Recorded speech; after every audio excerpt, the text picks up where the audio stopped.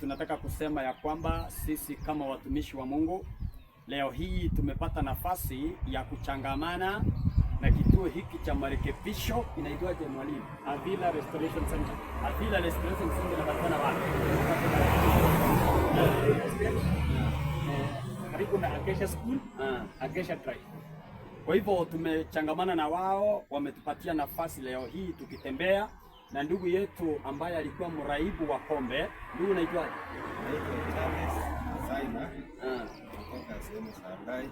Mimi ni chairman wa kanisa la Okoa Mlevi, ambaye tunaongozwa na Pastor Salome Cheketo ambaye ni mwanzilishi wa kikundi hicho.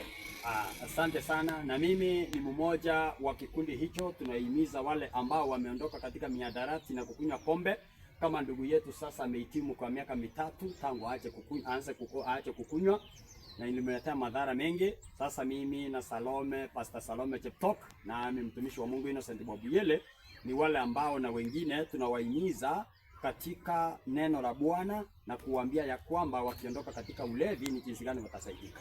Imekuwa ni jambo la busara, sababu sisi kama watumishi wa Mungu sisi tunafanya na kuondoka, lakini tumegundua sasa kwa ndugu yetu katika kituo hiki ambacho kinaitwa Havilah Rehabilitation Center kinachopatikana hapa Eldoret, wao wanakuwa na nafasi ya kuwaweka pale ndani, kuwatusa kwa njia mbalimbali vile utatazama hapo mbele.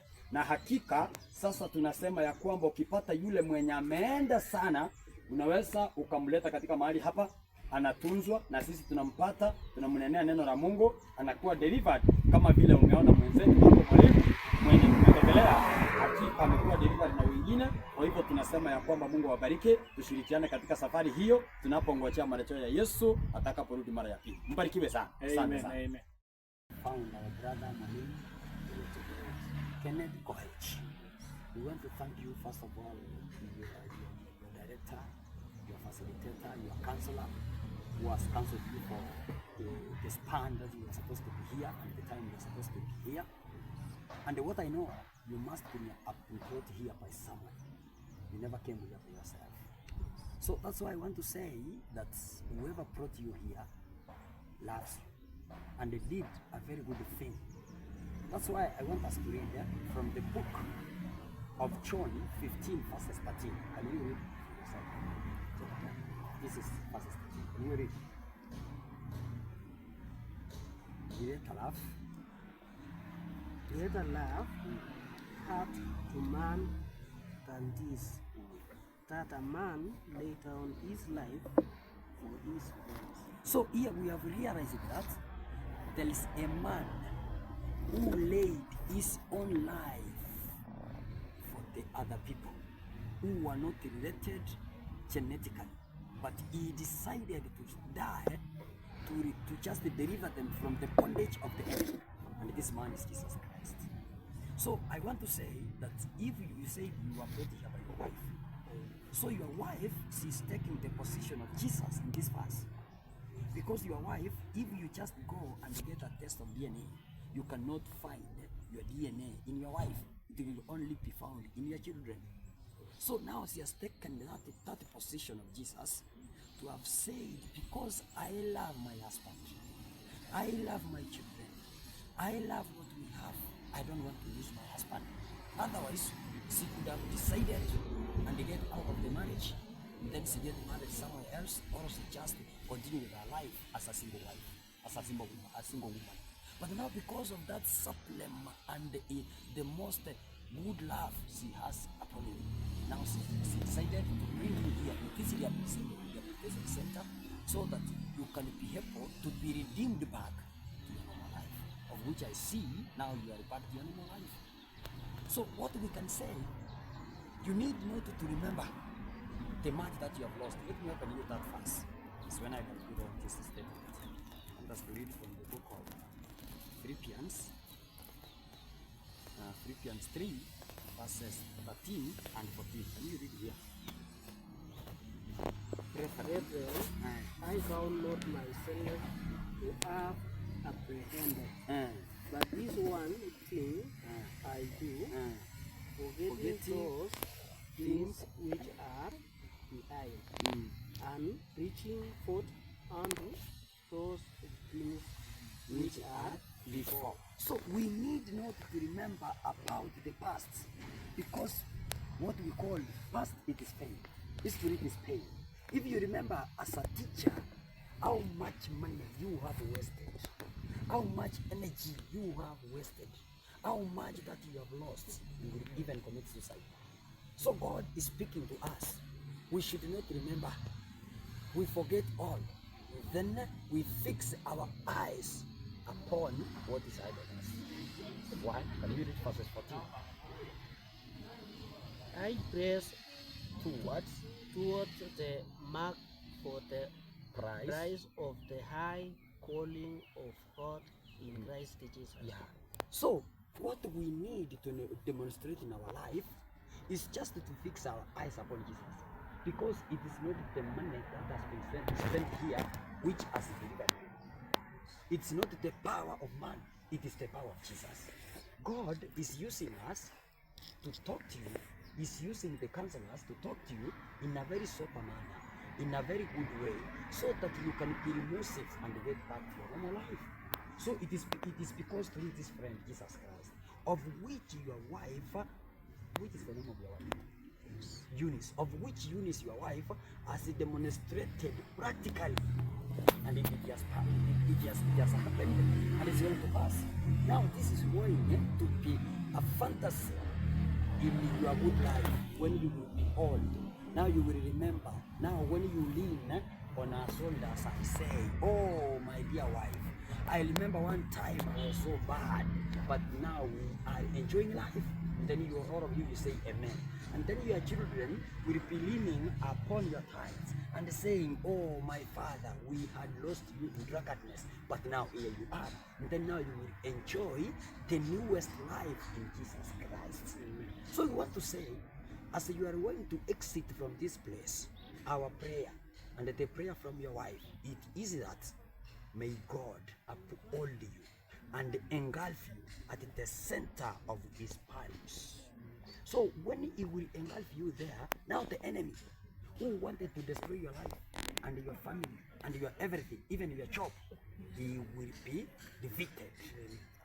And when that happens, I want to tell you, you are going to get back all that you had lost. If only you do this one thing. Let me read for you from the book of Job. That's why I wanted to read. The book of Job, Job 41, because Job one time was very sick, but there's one thing that he did until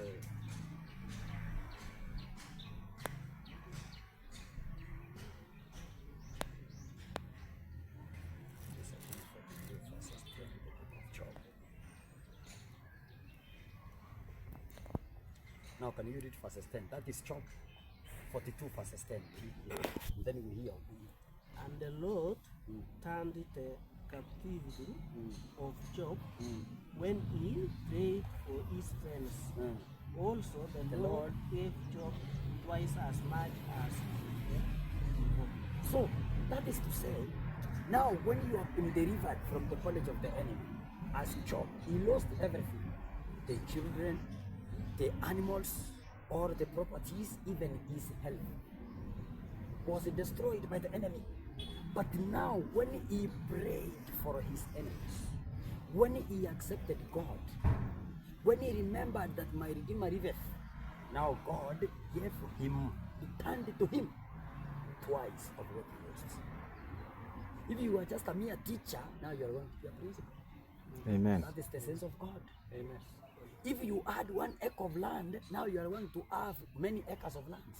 Amen. If you had 1 shoot that you are not able to change, you are going to have many of them, even if you forget when you walk distance. Using that point, that's the Bible saying that. If only that you accept and you forget all that you have been asking, and then you go home, and then you shed tears of love before your wife. You keep on praying, and then you cling upon the shoulders of Jesus, and then tell him, God, now I surrender. And then God will just welcome you back home. You may think that you have gone so far, by now dismissing God from your life, I want to encourage you from the book of Isaiah 1, verses 18. Jesus is calling us now. Can you read Isaiah 1, verses 18 this year? Come now, and let us reason. So Jesus is calling you now. You come and you listen together. Another sentence. Said the Lord. To you, your sins be as scarlet, they shall be as white as snow. Though they be red like crimson, they shall be as wool. So God does not have a store where He's keeping our wrongdoings. What is waiting is Kenneth. You said you are Kenneth. Is Kenneth to just arise up and say, Jesus, here I am your son, the lost son. Here now I come. He has got the capacity. He has the formula on how He will now clean you. He will cleanse you completely from all the wrong. And He will give you a new life of which you will enjoy. And then now He will open your eyes to see the wealth which is kept in secrets. He will open your eyes when you accept. Let me confirm that from the Bible. The book of Isaiah is the book of Isaiah 45. As we read from verses 1 downwards. Can you read? Thus Said the Lord. said the Lord, who is Anointed to Cyrus, whose right hand I have holden, to subdue nations before him. So God, He just upholded the hand of Cyrus. How beautiful, how sweet. When I, a sinner, innocent was beheaded. When my brother sinner Kenneth, you are being upholded by the hand of Christ, the hand of God. And He has honored you among the many people. And He's saying, now, here, this is Cyrus.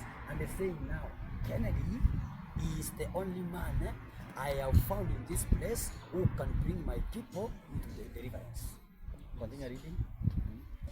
And I will use the loins of kings to open before him the two little gates. So, you know, here you have been in bondage, in captivity, of not even understanding what you are doing, of not even understanding what you are speaking, of not even understanding that you are supposed to do your engagements in a very right manner. Now God is going to break everything, and He will loosen everything in your life. Continue reading. And the gates shall not be shut. Yeah. And now the gates are not going to be shut for you. Now they are wide open. You know, here now you are being incubated. You are not allowed to get out of this compound. But now, God He has accepted you. He has chosen you. Now you are going to be free and free indeed. Amen. From outside this facility, now you will be a good ambassador outside there. Testifying like my brother Charles. Testifying like us that yesterday I was this, but today I'm this. The one you were yesterday is not the one you are today. Yesterday you were a drunkard, but today you are a sober man. Yesterday you were a very bad man, today you are a very good man. Continue reading. I will go Before thee and make the crooked places straight. I will break in pieces the gates of bronze brass and cut in sunder the bars of iron. So that is to say, you know, you can go to the place which is being closed with iron gates where you cannot be able to get out, like a prison. But now God, with His love, now He has come to destroy, to open, and to flatten. So when He will flatten, you will be walking on a surface where you feel this is where I should be. Are you seeing that point? Now, there is a very tangible point which is in verses 3, which is very good. Can you read verse 3? Yeah, this verses 3 now. And I will give thee the now treasures. Now he will give you now, you Kennedy. Yeah, what's he going to give you?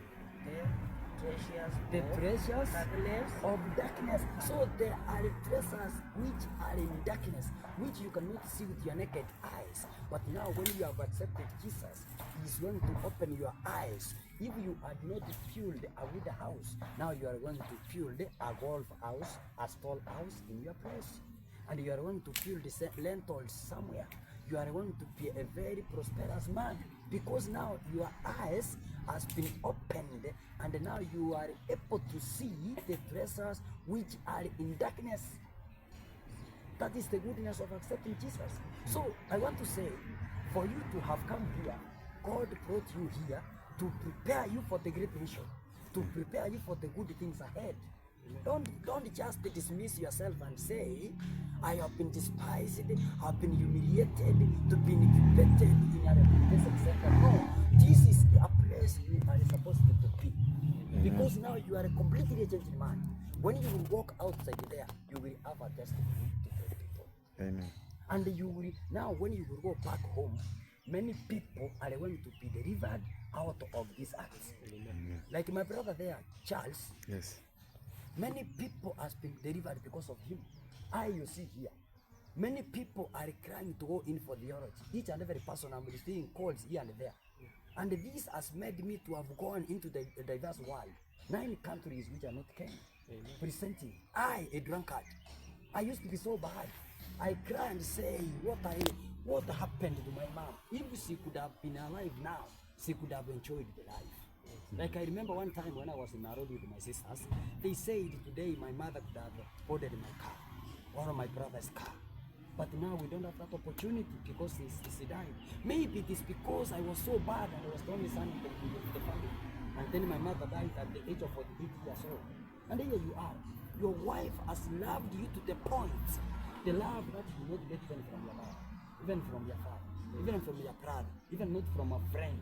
Even the friend who you waste your money to, not even buying a party to your wife.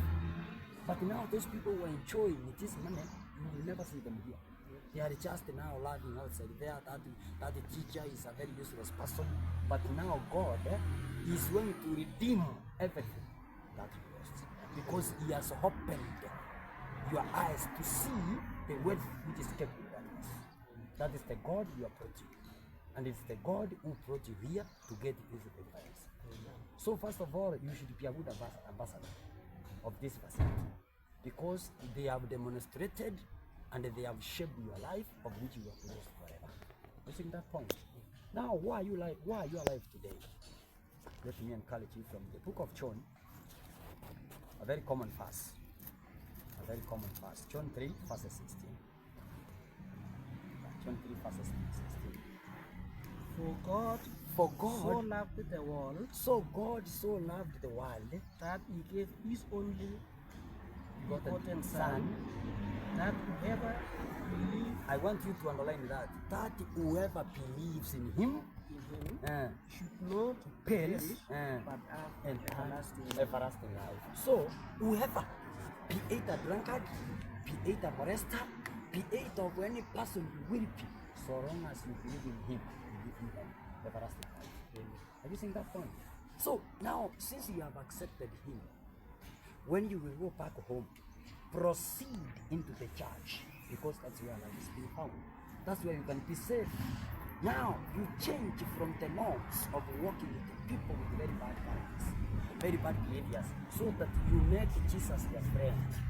And when he will become your friend, now he will be in you, and you will be in him, and he will do everything. Are you seeing that point? Amen. Because without him being in you, let me read for you that. I confirm for you from the book of John 15. Can you read verses 14 downwards? It says, from verses 4. 15 verses 4 downwards. It says, abide in me, and I in you. As a branch the branch cannot bear except it abide in the vine. No more than you accept. No more than you do except You abide in me. Continue. I am the Vine, vine, and you are the and branches. you are the branches. He that abides In me, in me, and I in and you, I in him, the same bringeth forth forth much much fruit. fruit. For without me, you can Do nothing. So without Christ you will do nothing. But now when you abide in him, he will open for you ways in diverse areas. He will show you things in secret. And you will be a person of whom people never expected, of whom people never thought. I think you have got brothers at home. You are the only son. You have got sisters. So by the way, what is happening is only sons. I am also the only son from our family, but I used to be so bad.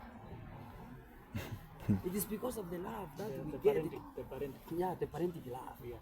But now since we are grown-ups, we can be able to say, being the only son, Jesus was the only son. But he obeyed even when he was crucified on the cross. So we need also to obey until when we will be put in our graves. So what we can say, God loves you. He has given you a second chance. Are you getting that point? If we mess with this second chance, we will die. Let me confirm that from the Bible. The book of 2 Peter. Book of 2 Peter.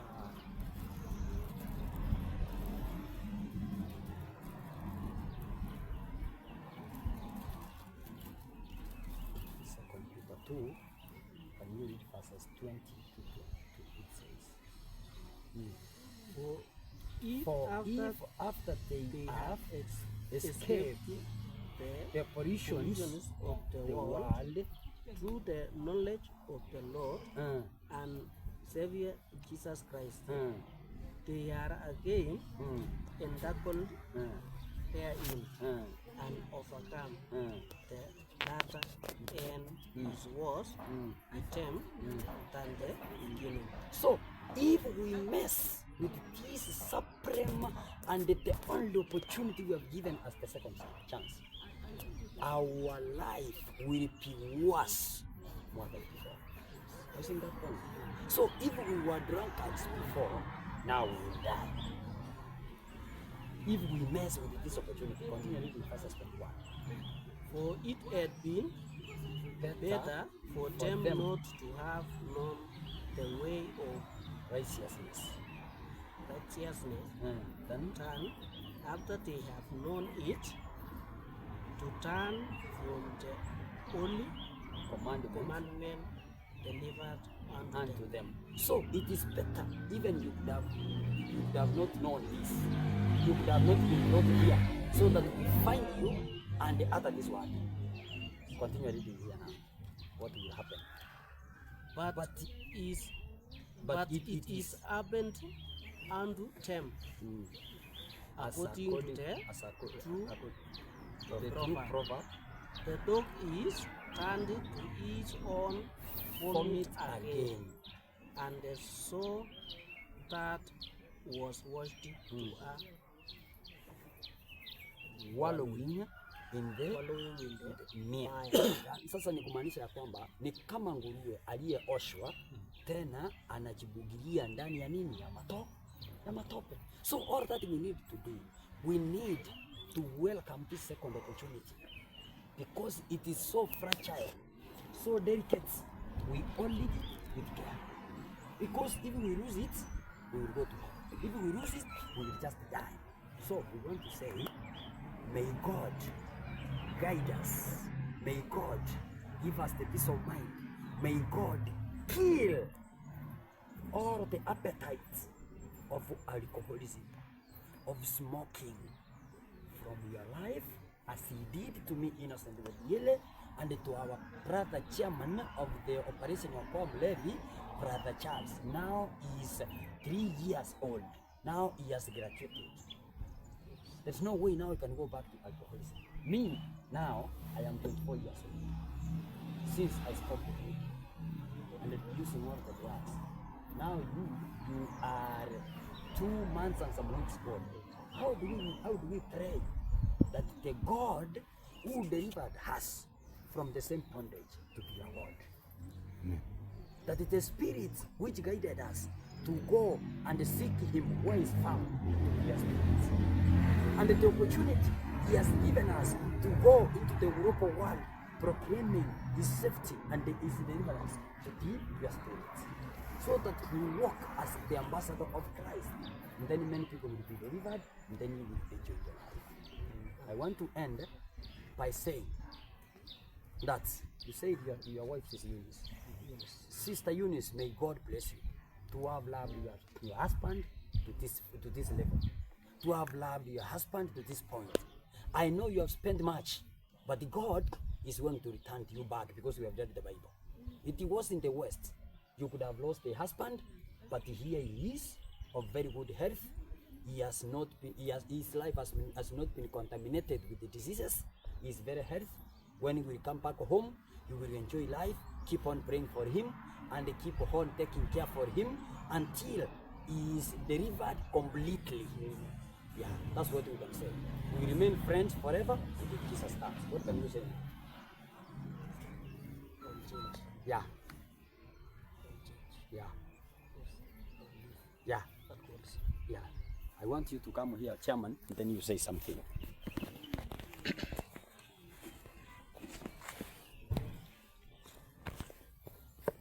Okay, thank you so much for this opportunity. For my brother, I want to congratulate you for the decision that you took. Nataka kukuambia kwamba vile umeniona nilikuwa mwadhiriwa, lakini niliokolewa. Umechukua nafasi mwafaka kuja kurekebisha hapa, na mimi nakukaribisha nyumbani kwa moyo mkunjufu, ili tukuje tuendelee kwa kikundi hiki chetu cha Operation Okoa Mlevi kuokoa na watu wengine kwa njia ya ile mafundisho umefundishwa hapa, ili iende kuwa msaada kwa watu wengine. Kama vile ulikuja hapa, nataka kujua kusema ya kwamba Mungu mwenyewe ndiye alikusudia ukuje hapa. Ilikuwa mpenzi ya Mungu uli uje mwalimu, Mungu akufungue uende ukue dawa ya walimu wengine wenzako ambao wako na shida ya uraibu wa matumizi ya dawa za kulevya. Ningependa kusema sana asante kwa mke wako mpendwa, ambaye kwa hakika nafananisha na mke wangu, ambaye alinishikilia mkono pia na mimi na akainiinua licha ya kwamba nilikuwa mchafu, nilikuwa mlevi, sikuwa nikipendezwa, nisikuwa na dhamani yoyote, lakini yeye hakuniona. Kwa hiyo aliniona kwamba mimi ni mtu wa muhimu na akanishika mkono vile mke wako amekushika. Mpende mke wako sana sana, mpende kabisa, kwa sababu amekufanya jambo la maana sana. Kwa makati ya marafiki wako wote, rejelea sana huyo mke wako ambaye amesababisha wewe ukue kiumbe kipya ndani ya Yesu, tena kubadilisha maisha yako. Nataka kusema asante sana. Mungu abariki tena institution hii kwa ile kazi ambayo wanafanya. God bless you so much. Kwa hivyo nataka kuchukua nafasi hii ili kwamba ambaye ni kansela wa ndugu Kennedy aeleze kuhusu mambo ya institution na yale vile mnafanya hii kazi yenu na vile mmeelekeza ndugu yetu mwenye alikuja hapa mwenye alikuwa anajielewa mpaka amefikia kiwango hiki. Okay, asante sana kwa nafasi hiyo na karibuni sana. Institution ya Havilah Restoration. Jina lako? Jina langu ni Thomas Limo. Mimi ni addiction counselor na nampenda Yesu. Na hii institution iko pande gani? Hii institution iko Eldoret, Eldoret town. Wikuja upande wa Elgon View Drive. Kifika Elgon View Drive karibu na Acacia School. Hapo ndio location ya institution yetu. Na hii institution ni Christian based rehabilitation. So tunafanya rehabilitation ama kuwabadilisha watu kwa njia ya Kristo. Kwa sababu hii shida ya ulevi ni shida ya kiroho. It is a spiritual problem na imeangamiza watu wengi sana. Sasa Mungu ametuita kwa hii huduma ya kuweza kuwabadilisha wapendwa kupitia neno la Mungu. So neno ambalo institute yetu inasimamia zaidi ni kwamba Christ redeems. So that's our motto, na hiyo ndio pila ya institution. So nirejelea mambo ya uraibu ama addiction. Addiction is a disease. Ni ugonjwa ambayo imeathiri watu wengi sana, na katika hii ugonjwa inaathiri ubongo wa binadamu, na inaleta ile inabadilisha tabia ya mtu, inabadilisha pia mienendo, na pia inafanya mtu ajisahau katika ile majukumu yake ya kinyumbani na ya kikazi. So watu pale nje wanapoona hawa ndugu ambao wameathirika na hii shida, wanaona kwamba ni kupenda kwao, lakini si kupenda kwa mtu. Hii ni ugonjwa ambayo inaleta madhara kubwa. So katika programu yetu tunaangazia sana mambo ya addiction, drug addiction to be specific. Na katika hii mambo ya drug addiction tuko na program ambayo inaendelea kwa miezi mitatu. Na katika hii program tumekawanya katika phases 5, na katika phase ya kwanza tunafanya ile admission na kustabilize huyu mpendwa. So hiyo inachukua wiki 2. So katika stabilization tunaangalia sana mambo ya withdrawals, kwa sababu hao pendwa na admitiwa sana na mambo ya withdrawals, na wanaweza kuwa na changamoto sana kama kutetemeka, kuumwa na kichwa na mambo haya. So tunafanya detoxification. So katika detoxification tunatumia madawa ambayo ina stabilize sana huyu mtu ndio aweze kukaa vizuri. So na katika hiyo hali tunaangalia pia changamoto ya kiafya. So kama ako na changamoto ya kiafya tunaangalia hapo pia ndio aweze kutumia madawa, na akisha stabilize tunafanya sasa inaitwa comprehensive assessment. So katika comprehensive assessment tunaangalia huyu mpendwa katika hali zote, hali ya kifamilia, hali ya kikazi, hali ya kiakili pia, na pia tunaangalia pia mambo ya kama ako na kesi kotini, kama alikuwa na maswala ambayo yanamsumbua pale kifamilia, na tunaangazia pia madawa ambayo alikuwa anatumia pale nje, kama madawa kama pombe, sigara, bangi. So tunaangazia hayo, na tukishaangazia hayo ndio mambo ambayo yatuelekeza ni treatment gani ndio huyu mpendwa atafanyiwa. So tunatengeneza ile treatment plan by the follow-up counselor. So atakuwa na counselor wake ambaye atatembea na hii safari ya miezi 3. So huyu counselor atatengeneza hiyo plan, na katika hiyo plan ni hayo masuala ambayo yatangaziwa sana. So tunawafunza hawa pia mafunzo inaitwa psycho education, na katika hiyo psycho education tunafunza hawa madhara ya ulevi, tunafunza hawa pia aina tofauti ya ulevi na vile ulevi inavyoathiri kinyumbani, kitabia na pia katika kazi zao. So hiyo ndio class ambayo tunafunza kwa wiki 2. So katika wiki 2 zingine tunafunza inaitwa 12 steps of recovery. So katika hii 12 steps of recovery inasaidia sana huyu mpendwa aweze kujua Mwenyezi Mungu. So tunatambua sana Mwenyezi Mungu hapa kwamba the God is the higher power. So na kisha tambua Mwenyezi Mungu ndio higher power, tunafunza kuweza kujitambua pia yeye mwenyewe. So katika hii shida ya uraibu mtu anaenda kwamba mpaka ana lose identity yake, anajisahau kwamba yeye ni nani katika maisha, yeye ni nani mbele za Mwenyezi Mungu, na yeye ni nani mbele za familia. So hiyo ndio inaleta sana mambo ya kujikubali na pia kujieleza. So katika hiyo 12 steps pia tuko na what we call self inventory. So self inventory ni kuangazia yale mambo ambayo yanachangia sana katika hii uraibu. So kuna mambo ya hasira, kuna mambo ya apart from hasira, kuna mambo zingine ambazo zinachangia sana, inaitwa character defects. So hizo character defects inachangia sana pia hii mambo ya ulevi, kama stress. Mwingine anasema niko na hasira sana, mwingine anasema kwamba low self esteem, ama niko na changamoto ile ya ujasiri, ana ujasiri ya kutosha, sasa inabidi ametumia hii mihadarati. So katika hiyo hali huyu mpendwa anaweza identify ama kutambua ni shida gani yako nayo katika hiyo hali. So and then apart from that pia tuna wafundisha kwamba waendelee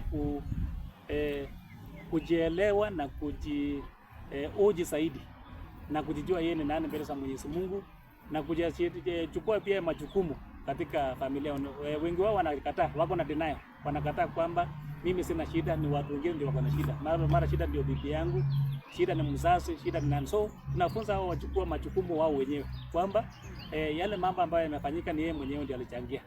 So ndio tunafunza hawa wapate pia kuwafikia wale waraibu ambao wako pale nje. So that's our last step, that's step number 12. Inakuambia kwamba you are now that you have achieved this spiritual awakening, reach out to others who are languishing outside there. So wapate kuwafikia wale wengine, wakuwe good ambassadors nje na wapate kuyapeleka haya mafundisho na pia kuhubiri neno la Mungu, kwa sababu katika kitabu cha Mathayo Yesu alipokuwa anapaa mbinguni alisema aliwapea ile great commission wanafunzi wake wapate kuhubiri ile neno katika pande zote za dunia. So tunafunza hao wapate nenda pale nje ku share the testimony na pia kuwafikia watu ambao wako na changamoto ya uraibu.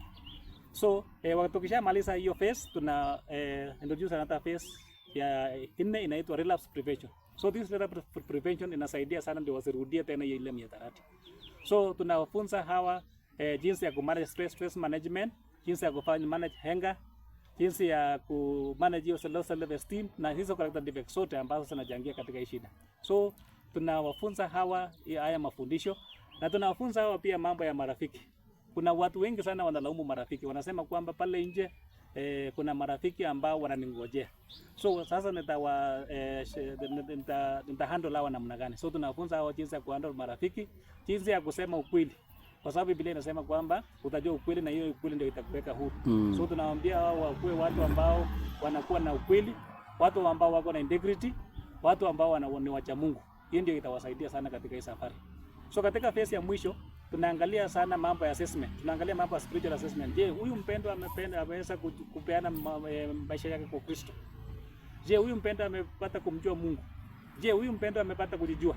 So katika hiyo program pia tunaangazia sana kukaribia sana huyu mpendwa na kufanya ile assessment ama review ya yale mambo ambayo tunayafunza na pia kujua Mungu na pia kunufaika na hii program. So this being a spiritual institution tunaangalia sana mambo ya grow. So huyu mpendwa akipata kuamini, tuko pia na mafundisho ya ubatizo na mchungaji wetu, tuko na chaplain hapa ambaye anafunza neno la Mungu, akiamini tunawabatiza na tunawaprepare tena kwa mambo ya pale nje. So tuko na linkages pia na wachungaji, tuna link na wachungaji ambao wako pale nje ambao wataendeleza pia hii mambo ya kiroho wakishatoka hapa. So tuna link na wana pastors wao na support system. Support system ni sisi mapastors ama wachungaji na pia wazazi pale nyumbani na wake zao.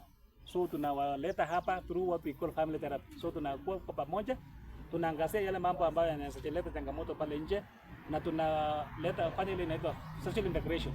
So ndio huyu mpendwa aweze kukubalika huko nje na familia na kanisa, tunaweza fanya namna gani? So hiyo program inachukua 6 months. Mpendwa akishatoka hapa. So tunawatembelea pale nyumbani pia through what we call outreach. Tuko na outreach ambayo inatembea pale nyumbani kuangalia mambo inapoendelea. Tunapiga simu pia through what we call follow up. Tuko na follow up ya kupiga simu na kushirikiana kwa zaidi ndio huyu mpendwa aweze kusimama. Tunafanya hiyo kwa miezi 6. So hiyo ndio vile program iko hapa, na program hii imesaidia watu wengi na watu wengi sana wamepata kunufaika na wanaendelea vizuri pale nje, wanafanya kazi zao vizuri. Wengine ni walimu, wengine wanafanya kazi katika serikali, wengine wafanya biashara, wengine ni wakulima, na tunaendelea kwamba tunaona neema ya Mungu na mkono wa Bwana. Asanteni sana. Sasa kile ningekuuliza ndugu mwelekezi ambaye umekuwa mshauri wa mwalimu Kennedy, kwa sababu sisi Kennedy leo ndio tumemjua vile tumeingia katika facility hii yenu. Wewe kama mshauri wake sasa, ulipomuona akicha na leo vile unamuona, hakuwa wa namna gani, hali gani? Alright. So hali ya mwalimu Kennedy vile alikuja, nasema kwamba afya yake ilikuwa imetofika sana, kwa sababu ilibidi kwamba amepitia hospitali. So alikuwa na shida ya maini yake ilikuwa imechomwa sana na pombe, na alikuwa na ulcers katika tumbo yake. Na vile alitibiwa pale, daktari akatushauri kwamba aende rehab kwa miezi 3 ndio apate ile recovery. Sirudi tena nyumbani kwa sababu ataenda kunywa pombe na Mwaribu zaidi. Shida itarapika zaidi, hata inaweza fika mpaka kifo. So katika ile hatua ambayo daktari na familia bibi yake Madam Yunus walichukua kwamba akuja hapa asaidike, hiyo ndio ilikuwa hatua nzuri sana kwa afya yake na pia katika kazi yake, kwa sababu ilikuwa imeathiri kazi yake kiasi kwamba hakuwa anaenda kazini tena na mambo haiko inaenda vizuri. So alipofika hapa kuna madawa tulipewa pale, akatutumia hizo madawa na tukaendelea na ushauri. So mimi nilichukua hiyo jukumu ya kushauri yeye na kuelekeza yeye katika hii safari. So usuri ya huyu mwalimu alikubali kwamba mimi niko na shida na pombe imeniadhiri. So mwalimu wako na ile inaitwa denial, aliweza kukubali na akakubali kukaa hapa. Nilipomwambia yeye kwamba unakaa hapa kwa miezi 3 na kwamba umepewa nafasi hiyo na mwajiri wako ambao ni TSC, alikubali hiyo kwamba mimi nakaa hapa kwa hiyo miezi 3. So matibabu ya hii shida ya uraibu inaanza kwa mtu kukubali kwamba yeye ako na shida. Hapo ndio sasa matibabu inaanzia. Lakini mtu anapokataa kwamba mimi sina shida na kuanza kushift kwa watu wengine kwamba bibi yangu ako na shida, wazazi wako na shida, au sio fulani ako na shida, hapo ndio itakuwa ni vigumu kidogo. Lakini akikubali, hapo ndio sasa matibabu itaanzia. So matibabu ya mwalimu ilianzia hapo katika kumeza dawa na kupea mashauri na mafunzo, na alikubali kwamba mimi niko na shida. So tulitembea hii safari na miezi 3 inapoisha saa hizi, naona kwamba amenufaika na hii program sana. Naona kuna mabadiliko hata katika afya yake, naona kuna mabadiliko katika mawazo yake, jinsi anavyoongea, mafikira zake zimerudi, na naona kwamba ako tayari kwa kufanya kazi yake ya ualimu. Asante. Yeah. Sasa jambo la mwisho, utaambiaje watu wanakusikiza pale nje katika hapa Kenya na nje ya Kenya? Yeah. Utawaambiaje kuhusu hapa kwenu hapa hiki kituo cha Havilah cha marekebisho tunasema? Yeah. Kituo hiki cha marekebisho cha Havilah, utawaambiaje? Ningetaka useme ya kwamba penye kinapatikana na vile vile utawashauri watu wenye wako na ni mambo gani mnashughulikia hapa kwa dakika 2. Okay, kwa dakika 2. So asante sana kwa nafasi hiyo. Ningependa niseme kwamba vile nilikuwa nimesema hapo awali kwamba hii shida ya uraibu ni ugonjwa. So kuna watu wengi sana wameathirika pale nje, na katika hiyo hali hawajapata nafasi ya kupata labda institution kama hii yetu, ama mahali ambapo wanaweza pata matibabu, wanaweza pata ushauri na pia mazingira mazuri ya kupata kupona. So na la pili ni kwamba watu wengi sana huko nje wamekuwa waki ignore kwamba mlevi ni mlevi. Mlevi ni labda ni tabia yake, ama ni mlevi ni mtu kichwa ngumu na mambo kama haya. So ningependa kusema kwamba hawa ni watu wagonjwa kiakili, hawa ni watu wagonjwa kitabia na wanahitaji usaidizi. So ningeomba sana watu pale nje kwamba wasipate kuwahukumu hawa watu, wapate kupea hawa nafasi nyingine tena ya pili, wapate kuirejesha maisha yao na kuweka maisha yao katika mpangilio. So katika hiyo hali sisi Havilah Restoration Center tumechukua hiyo jukumu ya kuweza kuwa host hawa watu kwa miezi 3. So na katika kuwa host hawa watu kwa miezi 3, tuko hapa Eldoret, Elconview Estate. So karibu na Acacia School, Testimony School, alafu Acacia School. Mbele kidogo ya Acacia School karibu mita 200 kuna Acacia Drive. So hapo ndio location yetu katika Acacia Drive, na tuko na hii program ambayo nilikuwa nimewaelezea hapo awali. Asante sana, Mungu akubariki. Nimefurahia kukaa pamoja nanyi na Mungu asidi kuwabariki. Tutaendelea kuchangamana mpaka vile Mungu atakubali. Asante.